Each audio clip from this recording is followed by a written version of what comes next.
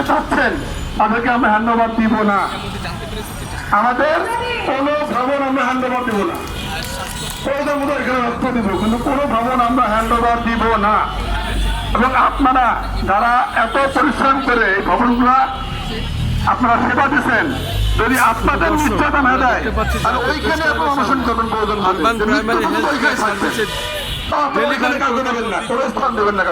তারা জাতীয় প্রেস ক্লাবের সামনে আজও তারা এভাবে তাদের মানববন্ধন চালিয়ে যাচ্ছে। আমরা ঈদের পরে আমাদের নেতৃবৃন্দ অবশ্যই কোনো সিদ্ধান্ত দিবে। আমরা আশাবাদী যে ঈদের আগে ভালো কোনো খবর পাবো, ভালো কোনো খবর আমরা পাবো। তারপরে যদি না পাই তাহলে অন্য চাইতেছে যে আমরা রাস্তায় আসি, গাড়ি ভাঙচুর করি, আমরা আমাদেরকে প্রভোগ করি, আমরা শাহবাগে আটকাই ফেলাই, এটাই ওরা চাইতেছে হবে। তাহলে আমরা তাই করবো, ঠিক তো না? ঠিক নাই নয়। যদি আমাদেরকে যদি আমাদের একটু যা পারেন দিয়ে দেন, বুঝলেন না? প্রথমে চলে যাচ্ছে যেটা পারেন সেটাই দেন।